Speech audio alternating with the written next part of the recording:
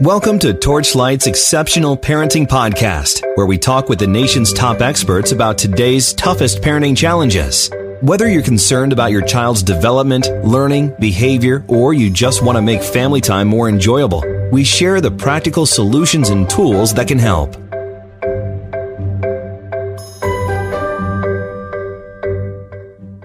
Hey everyone, welcome to this episode of Torchlight's Exceptional Parenting Podcast. I'm your host, Stefanie Boucher, and I'd like to start the episode by asking our listeners an important question. It might not be one that you ask yourself regularly, but if you don't, you probably should. And that question is, are you happy? We all know that parenting is the toughest job in the world, albeit one that brings more love into our lives than we ever thought possible. But it can also be overwhelming and busy and exhausting at times, especially in today's fast-paced world. Our lives are undeniably different than those of any generation of parents who have come before us. And while I'm not saying that our lives are worse or more tragic by any means, they definitely are different. So, how happy are you? Are you as happy as you thought you would be? Are you as happy as you could be? And are there ways for you to be even happier? That's what we're going to talk about on today's show. And to facilitate this discussion, I am here with the very talented writer and journalist, KJ Dell'Antonia. KJ knows a great deal about motherhood and happiness. She's a former New York Times reporter who is probably most well known for her role as the lead editor for the Motherlode blog at the Times, where she was also a contributing editor to the Well Family section. More recently, she's the author of a newly released book called How to Be a Happier Parent, Raising a Family, Having a Life, and Loving Almost Every Minute. I loved the almost part, KJ. Welcome to the show. Is key. It's key because you got to keep it real. Welcome to the show. Thank you. Thank you for having me. I'm so excited to be talking to you today. I love this book. In it, you do a really nice job identifying where it is in our everyday lives as parents that the joy sort of gets sucked out of us, and where the problem areas are and how to reframe those things. It's very tactical and practical. And I think it's definitely going to be a game changer for me, as I suspect it will for many others who read it. Tell me a little bit about what prompted you to write this book. Well, when I took the job at the Motherlode, I had already had 4 kids. They ranged in age at that point from about 7 to, I should know this one, 7 to 11 or 12. And so I have now a full-time, if very flexible job, and my partner has a full-time, somewhat less, but still fairly flexible job. And, we have things are pretty good. Like, we're employed, we've got a house, we've got great healthy kids, everything's fantastic. And yet, every day feels like this race against a clock we didn't set. We get up, we lace up our skates, as we used to say, and just start running. We drive them one place, drive them another place, pick them up here, pick them up there, forget them sometimes. We felt like we were constantly running this race, right? And we just collapse into bed at night and just argue with each other about whose day was worse, which is not really a great partnership thing. And at the same time, I'm editing essays from so many people who are in the same boat. And on top of that, they can't find summer placements for their kids. And, school may end in the summer, but most of our jobs don't. They can't find after school care. They can't find daycare, and then the activities are killing them and all that. I don't know. It's just, even when sort of everything is going pretty well, you've got the daycare and all this stuff worked out. Those are societal challenges and they kind of fall into a different bucket. Even when things are going pretty well, there was just this overall feeling that my partner and I shared that this was work, that this was not fun and not joyful. And, at the same time, there's all this research out there. We answer surveys. We tell people we'd rather do laundry than be with our kids. We respond to questionnaires in ways that lead to these headlines like all joy and no fun, and how having children robs parents of all their joy, which is an actual headline. It just felt like we weren't enjoying ourselves, and nobody else was either. And I just what is up with that? And how can I make it stop? Yeah. Yeah, I think that really is a common set of sentiments among so many parents, whether we're conscious of it or not. There's so much going on in the daily grind of things that we sort of lose sight of the fact that we should actually just be happy during this process and get some enjoyment out of it. You know, in the introduction to your book, there is one paragraph that really popped off the page for me because I thought that it really encapsulated the overarching message that you were trying to share. And you say there that there are 4 things that happy parents do very well.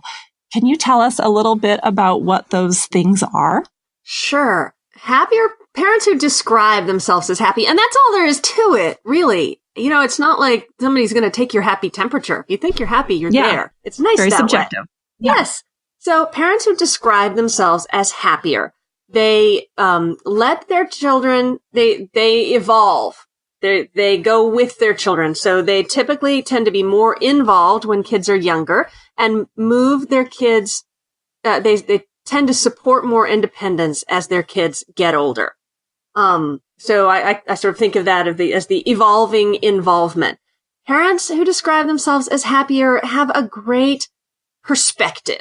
They know that most of the things we regard as threats to our children, most of the things that horrify us and alarm us, are not threats in the real sense at all. And that's a really healthy perspective for parents, and it's a healthy perspective for kids. Yeah.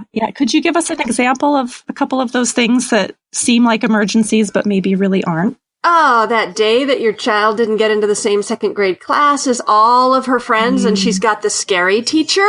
But then none of her friends are in there too. And, you know, you could just make some calls because that other class only has 17 kids and then this class has 18 kids. So it could be that the other class could have 18 and this class could have 17, you know, and you can hear, you know, you see, and you've been on that train. We have all been on that train. You know, didn't make the team, didn't get invited to the birthday party. And then, you know, it gets a little bigger. Failed the Spanish test. Maybe they could have another shot at it. Didn't get into the college they wanted. Those are hard things and it's not like they're not real. But happier parents and generally adults know that there's another class, there's another party, there's another Spanish test, there's another college, and that in the end, you know, it works out. It really does. Typically, we think we are actually, our brains mess with us in many, many ways. Like, you know, they make us think everything is a tiger and we're always panicking. We're always looking for threats to our offspring and we tend to sort of circle around bad stuff. But we tend to think that things have worked out for the best once they have receded into the past. Yeah, so, you know, very few 45-year-olds are sitting around going, if I had only gotten into my top choice college instead of no, that's not the way our brains work. Our brains are like, gosh, it's so lucky. I never would have met so-and-so. You know, so happier parents know that going in. They don't have to wait 15 years. And let's see, there were 4 things. Which 3 have I already told you about? And which one did I leave out?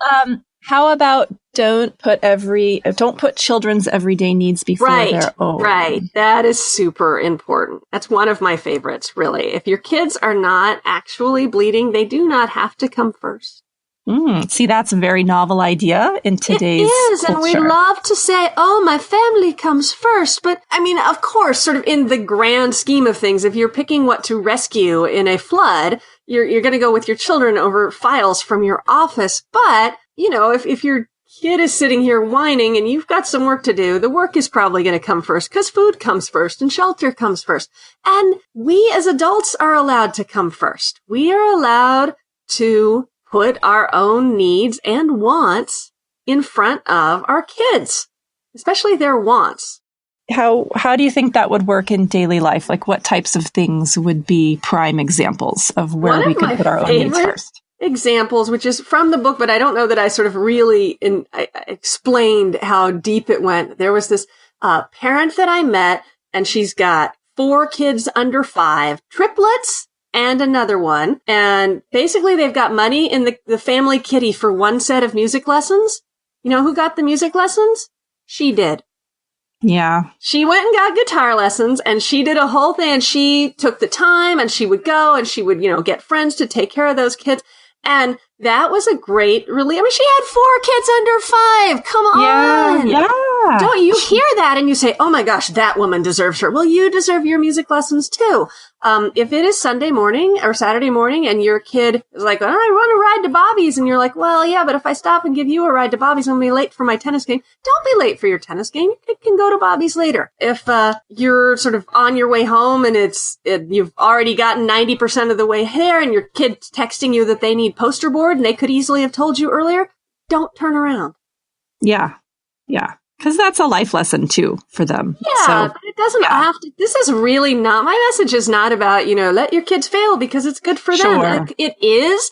It's good for them to see us having great, fantastic adult lives. But that's not why we're doing it.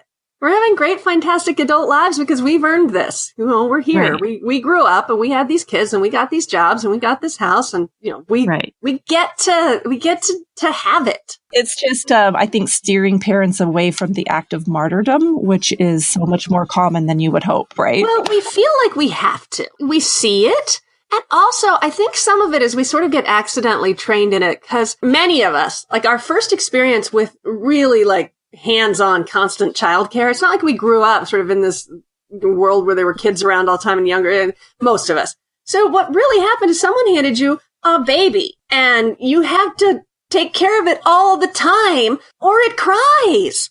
And you're not supposed to but then we sort of get used to that idea. We're like, oh, I must adjust my whole, cause you do. When they're babies, you do have to adjust your whole life.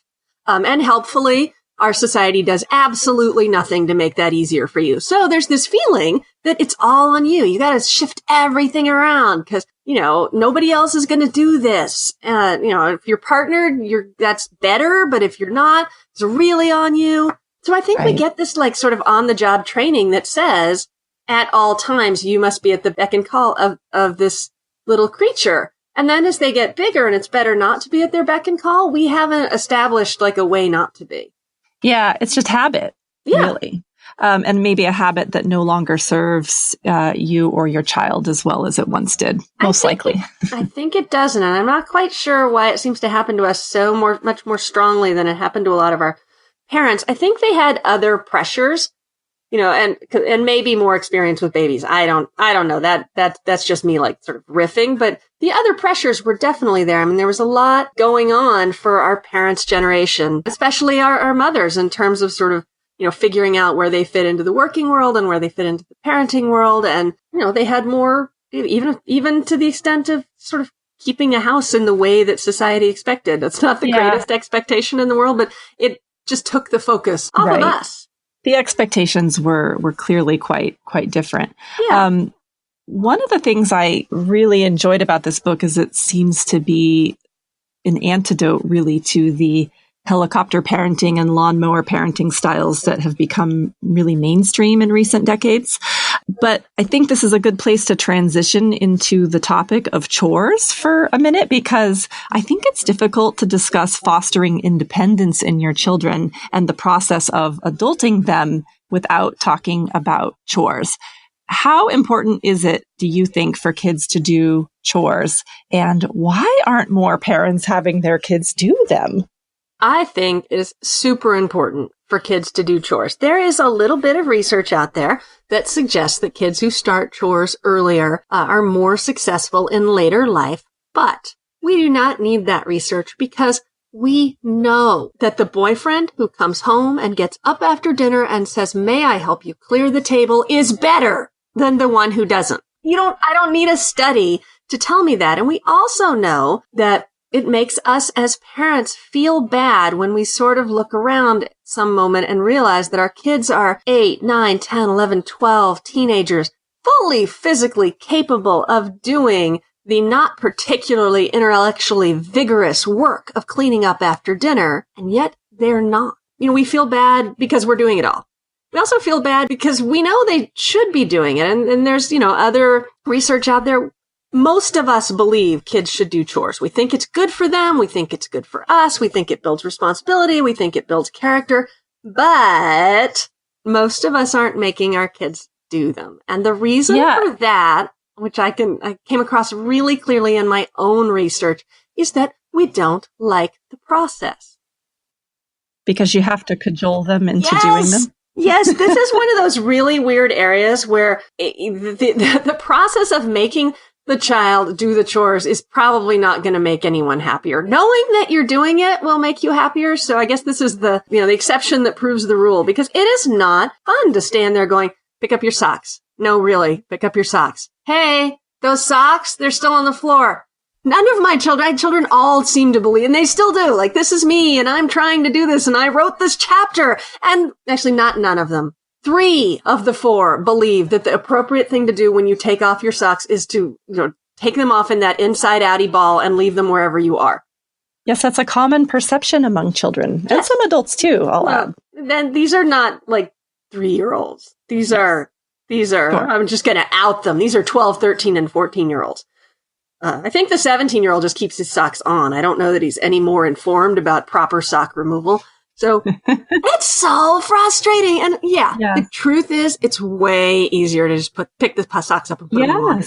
It's so true. And I think people are generally so exhausted when they come home, especially if they've been working all day and they've taken their kids to wherever they need to go after school and they've helped with homework, and they're just so tired that it feels like so much less of a struggle to pick up the socks and put them away than nag for 20 or 30 or 40 minutes. Yeah, and it's not just the socks. It's the cup and the dinner dishes and the dogs that didn't get fed. And the bed that didn't get made, and the laundry that's still in the laundry hamper on the floor of the bedroom, now in a heap and not put, whatever your sort of household jobs are, it's all of it. And the truth is, I didn't meet anybody whose kids just did this stuff. I did meet parents who felt really successful around getting their kids to do this, who had established an expectation, who had, kept at it, who had kids who were doing these things, but I didn't meet anybody who was like, oh, sure, that was easy. Yeah.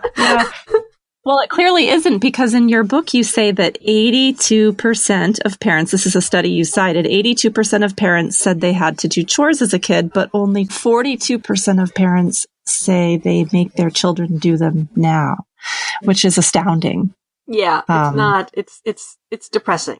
Yeah. So do you have any tips for parents who maybe aren't requiring chores now, but they know they should be, and they're feeling guilty about it, and they know that if their kids did them, once you're into the habit, it would create less work for themselves and more independence for their children? How do you get started, or do you just have to be the nag? Yes, and yes. So the truth about chores is that absolutely any system you would care to come up with will work. You can pay them, you can not pay them. I choose not to, but you can have chips that you cash in for rewards. You can have a spinning wheel. A lot of success. Most successful families have their kids do chores for a lengthy period, like a year or assigned a chore, instead of sort of rotating them around day to day. I found that to be better myself. But realistically, what I found is that absolutely anything works if you stick to it. So pick something you're willing to actually do. So that was a piece of it. And the other piece, this is what has made the biggest difference for me. What I learned and what has helped a lot is that there's sort of 2 things going on here. And one is that we want our kids to do the thing. We want them to pick up the socks. We want them to feed the dog. We want them to empty the dishwasher, whatever the thing is. The second is that we would like them to do that without being asked, happily and with a willing attitude and a pleasant understanding that this is their part as a member of the family. You gotta toss that whole second piece right out the window and just focus on the first. We just want them to do it. It doesn't matter how many times you have to repeat it. They don't have to do it happily. They don't have to like it. They don't have to sing while they do it. They can gripe, whatever. The point is just that they do it. And once I let go, and you don't have to feel bad about the fact that you have to keep telling them all the time. I think that's a part of it. This is how it works. Like, you just have to do it that way. Well, that's a good point you make about not having to enjoy it. I'm not sure I enjoy those chores all the time, ever myself. So I guess I can't expect them to. It's funny because we get really peeved at our kids if they're sort of emptying the dishwasher, but like slamming the cabinets on the door. But you do that. I've totally done that. Let's talk for a minute about another thing you discuss, which is sports and extracurricular activities, because this is another area of family life that is radically different for many of us than it was for our own parents. And it's kind of over the top if you stop to think about all of the families that you may know whose kids are doing, maybe each child is doing 2 or 3 team sports, or they have, a music lesson, or they're doing community service, and you're trying to get all of these things done so you can keep them busy and keep them off their electronics or build this great college resume or something. I think it just makes people feel sort of fried. Youth sports is a $9 billion a year. Youth sports travel, not youth sports, not the community teams per se. Well, and not the paying to even be on the travel part, the gas and the hotels and the flights, believe it or not. $9 billion a year industry. Billion with a B. And, that has grown. I mean, you can look at this objectively. That did not even, I don't know what it was when we were kids. It depends on how old you were. It was not there. I don't think there were any B's involved. No. And you can look objectively at almost anything: soccer, baseball, dance, taekwondo, which barely even existed at all when I was a kid. All of these things are objectively bigger than they were when we were kids. There are more practices. There are more games on the weekend. There are more opportunities and expectations that you will do other things. There are more special costumes for the recital and more extra bonus. Join the secret gymnastics squad and you'll be one of the 10 that gets the special jacket that you had to pay for. It's different. And the truth is, we're getting pushed into this. Things that seem pretty simple are not simple anymore. They're not what you think. And it's also really easy to get gamed up. I mean, you sign your kid up for a little tiny, cute, adorable soccer thing, and then your daughter says, it's October, but there's actually indoor soccer, and Jamie's doing indoor soccer, and I would love to, could I do indoor soccer? And all of a sudden you're doing indoor soccer, and that leads to the people that do that are more serious, and suddenly it's, there's the club team, and, it's just, you sort of get sucked into it, and it's, really hard to resist. It really is. So, what can we do as parents to discern when it's just too much? Like, when are we providing healthy levels of activity and involvement, and when aren't we? And how do we know? Well, I think we can do a couple of things. And one is to place a value on our PDF, our playtime, downtime, and family time. Say, okay, my child has 5 days after school a week, of which she wants to spend 2 available to play with friends or to hang out at the house and do nothing. Or I want to spend 2, make that a thing. Mm-hmm. That is really important. Another thing, we don't realize that we can push back. I think we have this sense that you have to do all the things, that if your kid doesn't do the recital, they're not going to be asked to the special class next year. And some of that may be true. And some of it, is us reading things into it. And some of it isn't going to matter. So sometimes you can push back and say, I'm sorry, that practice is too late for our family. My child is going to be doing this twice a week, not 3 times a week. And even with older kids, that is not so bad. Yeah, we have to remember that it's okay to do that. Just because, a coach or someone else outside the family wants you to be there 4 times a week doesn't mean that you have to be. Well, a lot of this is volunteer stuff. And the people that volunteer genuinely think it's the best thing. Like, if you're somebody who's volunteering to coach a youth hockey team, it's because you love hockey. So, you don't necessarily think that it's less important than sleep. It just, you sort of have to just accept, well, this is a great person who's volunteering because they love this, but I gotta do what's right for my family. We also have this perception that kids can't learn things late. Like, oh no, if you don't start soccer and dance at 4, you're never ever gonna be good. I know. And it never used to be that way. That's crazy. No. And, a couple thoughts about that. It's actually okay to never be good. Like most of us are doing those things most people are doing those things for fun. They're supposed to be fun. It's just a misperception to feel like if you don't sign up for all the things right off, that your kid is going to sort of be permanently behind. There's not anything that you can't take up later. Yeah. As a teenager or even as an adult. And will the kid who started with a special batting coach at age 4 be more likely to get a baseball scholarship than yours? I don't know. They're also more likely to burn out. So if you sort of balance those things against the other, and also, really, I'm sorry, your child's not getting a baseball scholarship anyway. Yeah. They're just not. The numbers are flatting out against you. They're not getting a dance scholarship. Very small. That's not going to be the one thing that puts them into college. And when you fill up their time with those things, they don't have time to find the things that they do like. I mean, maybe your child is passionately interested in amphibians, but if they don't have time to go find a pond and start catching frogs because they're always at dance and soccer, they're never going to know it.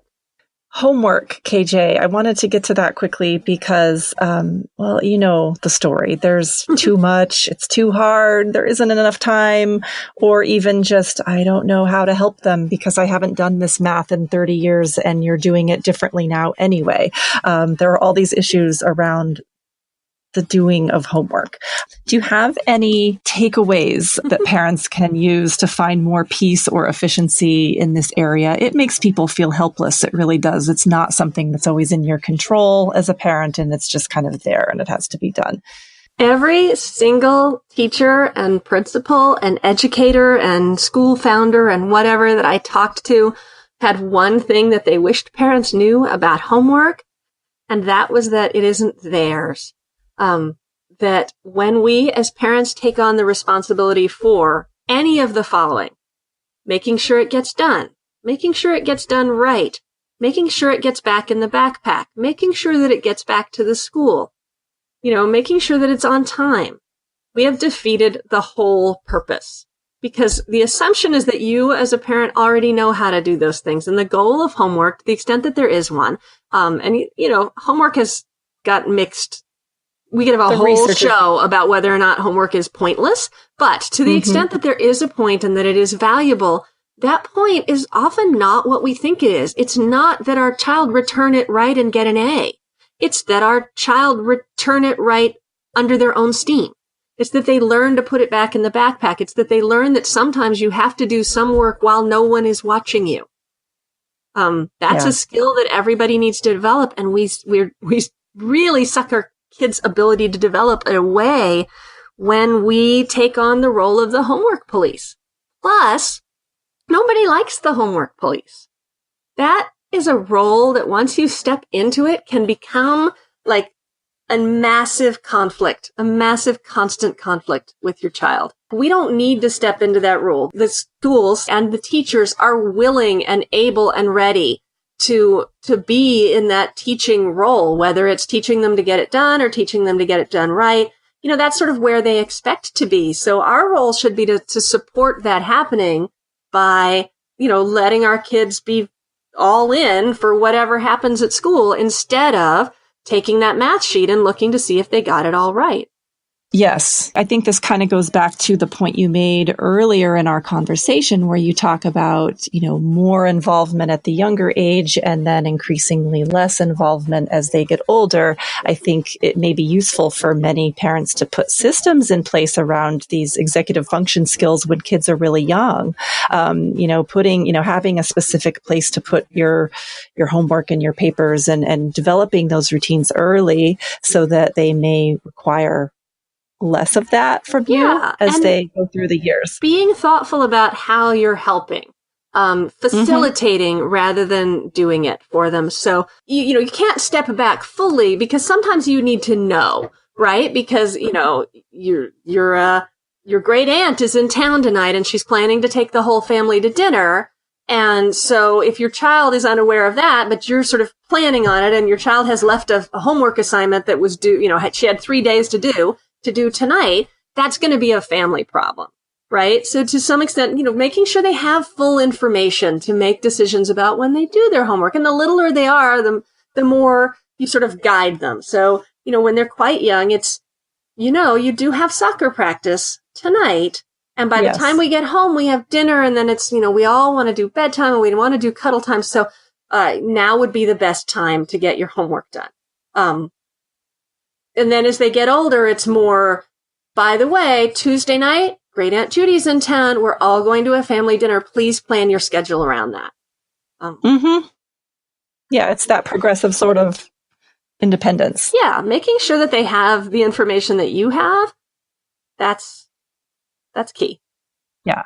And I'll also just note here, too, that, if your child is really, truly struggling with their homework and it really, truly just seems too hard, perhaps there may be situations where you do need to stay in touch with your child's teacher, work with your child's IEP team if they're on an IEP, or their 504 team if they have a 504 plan, because there may be things that the team at school can do to make adjustments to your child's schedule or workload or processes to help make things more fluid for them. Right. And helping, making sure that the team or the teacher is aware of those struggles is better than sort of masking them by helping your child get the job done or trying to teach it yourself. We had one child who continues to have, a significant learning challenges. But the other challenge was that we couldn't help. When that child was very small, the child's idea of help was that someone would do it for her. And if you didn't, that meant you didn't love her. And like everything, we had nightly massive homework related tantrums for months. And we went to the school and said, look, we know she's coming back with this stuff completely undone. And we don't want to throw off like your whole, it must be a challenge to have one child have the work completely not done and, 18 to have it done. But we can't help. And this is why. And they were very responsive. They said, this is how we're going to handle it. We're going to talk to the child. And if it comes in and it's undone, this is what, anyway, we worked, it's sort of a lengthy process, but we did work it out. And it took a really long time to get to a point where that kid could take ownership of the homework in a successful way, but it got there eventually, many, many, many painful years later. So definitely working with the school to make sure that your child has everything they need to get it done. And that doesn't just mean books and pencils. That means the knowledge and the belief in themselves that they can do it. All of those things. That's huge. And there's nothing to say you shouldn't do those things. It's more, we really tend to just forget the goal of homework. And the goal is to raise a kid who can figure out how to work on their own. Yeah. It's one kid who turns in, a math worksheet with all the answers correct. Yeah. It's really more about the process than the result, on a day-by-day basis. And really I think that that's so important to point out. I'm really glad that you've made that point. I mean, the difficult thing is that even if you've got that kid in New York for whom fifth grade matters, or that, junior in high school who's still studying for this, the truth, and it's hard to hear, is that it's more important that they learn those things than it is that you sort of coddle their way through and shove them out into college or even a job. And they have to learn it there. It's better for them to learn it on your watch, even if it does sort of temporarily affect what look to be successful child outcomes. We got to change our definition of success. Success is not fancy college and it's not all A's. It's being able to, get yourself somewhere on time and have a happy, successful life. I used success there in a way I shouldn't have, maybe. But anyway. Well, so you're saying it's about the learning. Darn it, I am. And I don't want to pretend that I don't find that hard. Because I totally do, Yeah, it is challenging for most of us, but it's really important to sort of get things moving back in the right direction again. I'd love to go into each chapter of the book one by one because there are so many good things to unpack, but I can't torture you that way because we'd be here all day. Thank you so much, KJ, for being on the show. It's been just a joy talking to you, and I hope I get to chat with you again. Me too. Absolutely. Well, for those of our listeners who would like to learn how to be happier parents, I encourage you to get your hands on a copy of the book or the audiobook. You can also learn more about KJ by visiting her website, which is kjdell'antonia.com. And I will make sure to get that address into the show notes for all of you. For our listeners who have a Torchlight account, you can also find more information about some of the topics we discussed here today, such as homework or managing stress, by logging into the platform. I recommend that you check out the e-guides called Effective Homework Strategies and Mindfulness and Meditation Techniques. Also, be sure to check out our upcoming 2019 webinars calendar, where we will be offering some new webinars geared towards some of the biggest challenges that we have discussed. There will be one on building resilience, another on getting through the homework grind, and yet another on how to cope when you feel like you're just living on overload, plus many others. So that is it for today. Thank you all so much for listening, and see you next time. Thanks for listening to Torchlight's Exceptional Parenting Podcast. Find this and other episodes on iTunes, Spreaker, and Podcast Go. If you're interested in bringing Torchlight Child or any of Torchlight's other caregiving products to your workplace, please contact info@torchlight.care. That's info@torchlight.care.